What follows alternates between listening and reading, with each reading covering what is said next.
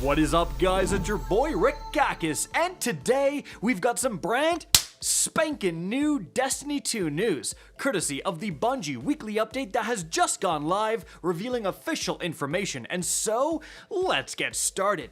Now, first things first, what's been going on this week for Destiny 2? Well, I would say the main thing is that Bungie backtracked. So, the last week's TWAB was extremely controversial and frankly pissed off like the entire Destiny 2 community because Bungie announced changes to the portal, and as part of those changes, solo ops and the best pinnacle ops were getting nerfed. And players were going, what the heck? We've been complaining about leveling taking too long, and you're nerfing the fastest ways to level up. This is the opposite of what the player base has been asking for. However, yesterday on the official Destiny 2 team Twitter account, they put out the following statement. We've been working through our player feedback from the previous TWID and reassessing our announced rewards updates for the portal. We will be reverting the following changes which were planned for Destiny 2 update 9.1.0. First of all, planned reductions to power earned for a given grade within solo ops have been reverted, and planned reductions to engrams earned in Encore, Starcrossed, and Whisper have been reverted. So, obviously what happened is that Bungie saw my rant video and they were going, this guy's making non-stop sense, we gotta revert these changes. Now, in all seriousness, thank goodness Bungie did listen to the community. It looks like complaining worked. All the people who says, all you do is complain, it worked. But the big concern is that how the heck did this happen in the first place? How in the world did Bungie think it was a good idea to nerf solo ops when everyone still thinks non-stop farming solo ops doesn't feel fast enough in terms of leveling? But again, thank goodness that has been changed. Now, another thing that did happen is that on the Tuesday weekly reset, we have another bonus to the portal. This one is supposed to have increased drops for featured bonus loot activities. And, you know, I made a video going over it. I barely even know how this thing works.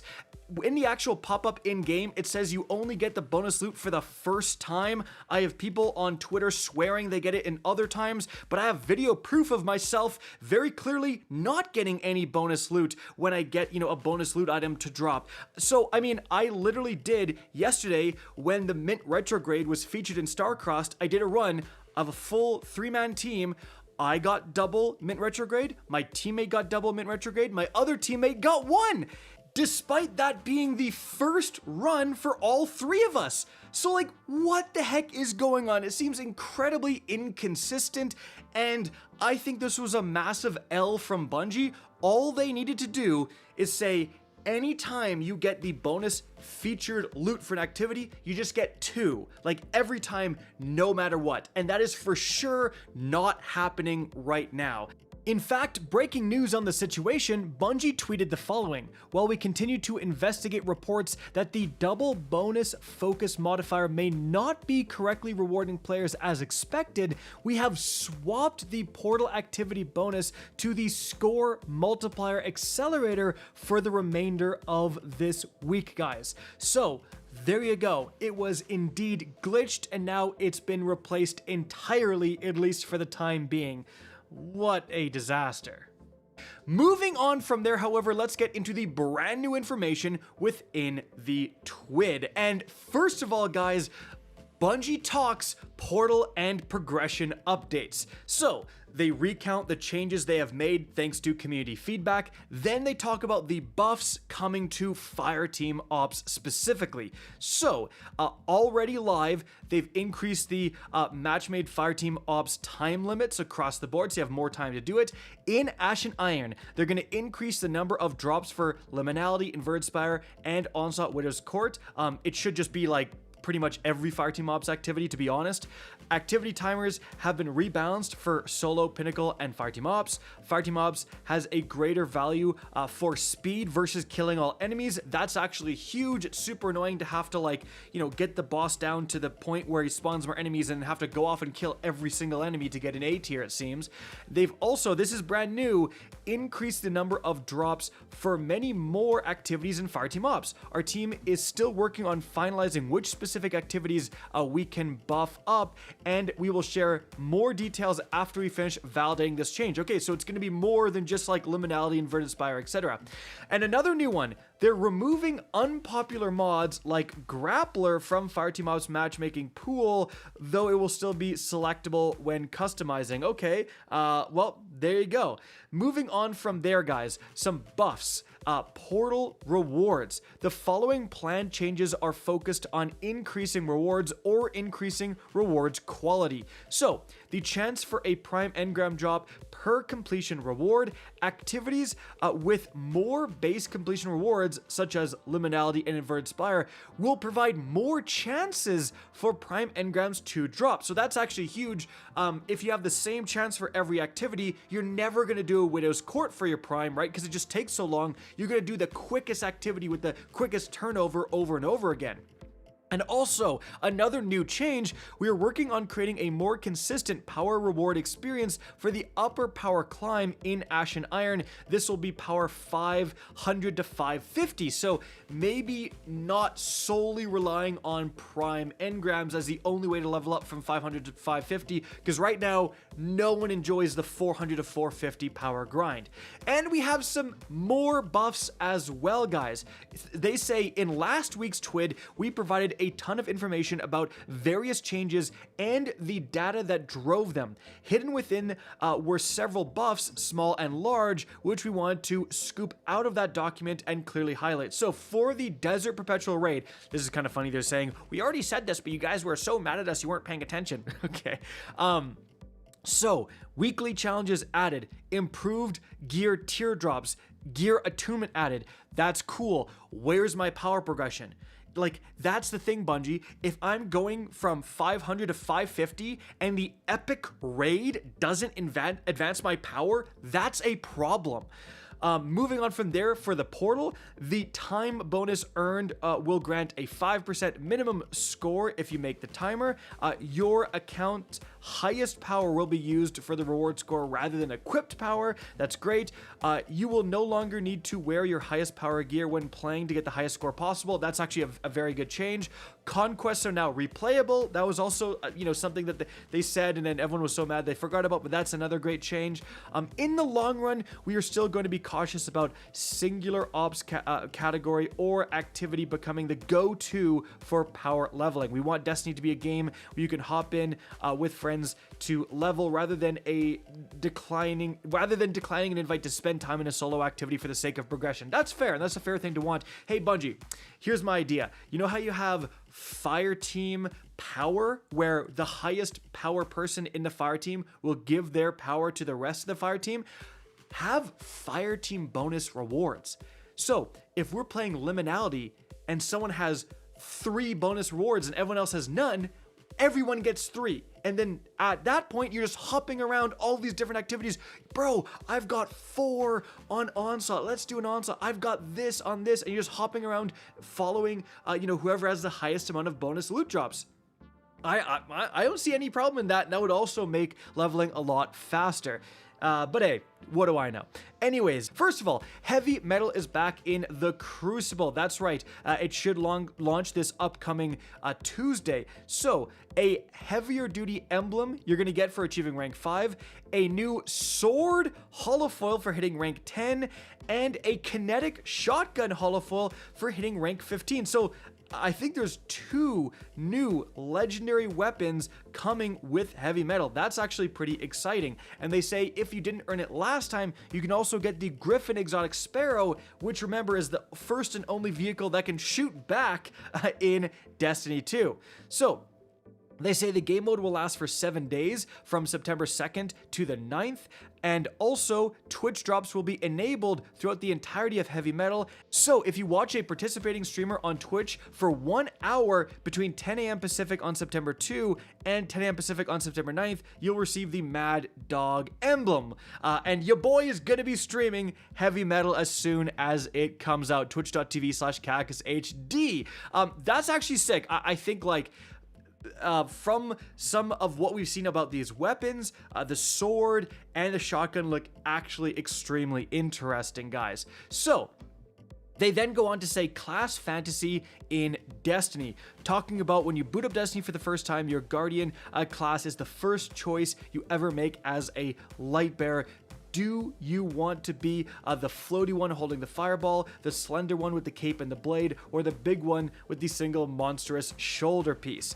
So here are some of the changes they're making. They say today we're going to dive deeper into class identity and talk about our upcoming plans for each class.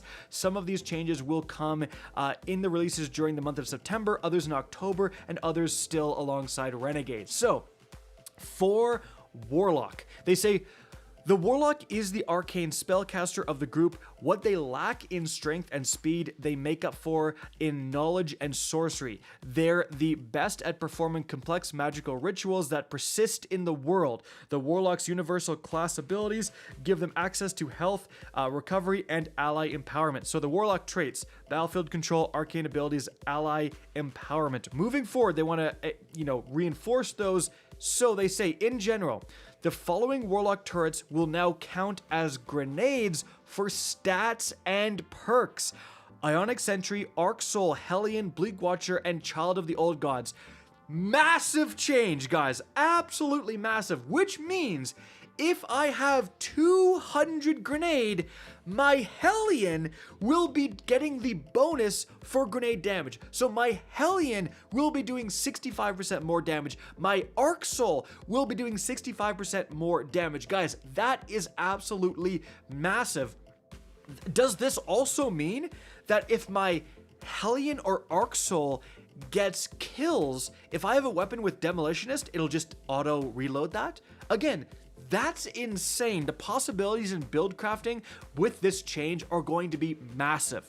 Then for Empowering Rift, your class ability, it will now generate neutral game ability energy over time. Kills while standing in Empowered Rift will now generate bonus ammo progress. You can see plus 15% for specials, 10% for heavies. Moving on from there, guys, for the Titan, gonna be a bit quicker at describing these. So they say it's aggressive assault, damage mitigation, artillery expert. Going forward, we'd like to get some more artillery expert flavor in the Titan's kit. So for the Howl of the Storm, which is a stasis aspect, will now grant 2 melee charges. And they've changed the stasis crystal spawn pattern and added 4 more crystals. That is a lot more crystals. And then for Bastion, the void aspect, it will now have a faster cooldown in PvP. Actually, that's not true. As you can see, Bungie provided an update for this. They meant to say PvE, a faster cooldown in PvE. Okay, anyways, guys, moving on from there, for the Hunter traits are attack, precision, infiltration, and damage avoidance. Going forward, we'd like to give Hunters more abilities to help them support their fire team. So for On Your Mark, the solar aspect, stacks of On Your Mark now give weapon stat instead of weapon handling and reload, and the max of 40 weapons at 10 stacks. That's actually insane. Yeah, you get 160 weapons. That's going to ease the build crafting. Activate On Your Mark and potentially get up to 200 weapons. For PvP, that is insane. Then they've rescaled the stack count to a max of 10 stacks. The precision hits now grant 1 stack. Precision final blows give 2 stacks. And precision final blows at 10 stacks now cure you instead of giving radiant. Woo, that's really good, guys. Then Golden Gun. Deadshot, the Solar Super, now refunds ammo on Golden Gun Final Blows instead of on ignitions, now extends super duration on Golden Gun Final Blows. Duration gain diminishes with Final Blows, grants less in the Crucible. For Marksman Dodge, class ability now reloads all weapons on activation, now picks up nearby bricks on activation. That's actually not bad either. And for the wrap up, they say that we love all of Destiny's classes equally, and we're dedicated to making sure that each one has a chance to shine. We don't want any of our classes to be viewed as the DPS class. All 3 classes should be capable of roughly the same damage output. That said, there will always be certain builds that are more effective than others in different contexts. In the future, we're interested in doing more to make each class's identity more distinct. Very interesting changes there. Really excited for the Warlock changes for sure, guys. Moving on from there, they have a new art blast on the ArtStation article, which is linked in the TWAB, which is linked in the description down below, guys. They have a PAX West cosplay meetup. You can see that right here. And they also have a creator lore panel, and you can see the information right here, guys. Moving on from there, it's also the launch of Destiny Rising today, which is like the mobile game version of Destiny made by NetEase. I'm definitely gonna be playing that game, might even stream it tonight, so catch me over there. Really interested about that. And by the way, again, as we're showing right here, you can earn a emblem for playing Destiny Rising, guys. You can see all the instructions you need right there. They have the last call to donate in support of the Ronald McDonald House charities, guys. And that is going to be it for the video. So I hope you enjoyed and found this informative. If you did, please remember to help me out by simply rating and especially sharing this video. If you guys want to see more Destiny 2 content similar to this, don't be afraid to slap that subscribe button. If you want to get in touch with me and keep up to date with the latest channel activity, the best way is to follow me on Twitter at RickCacus. That is linked in the description down below. Again, I hope you enjoyed the video, and as always, have a good day.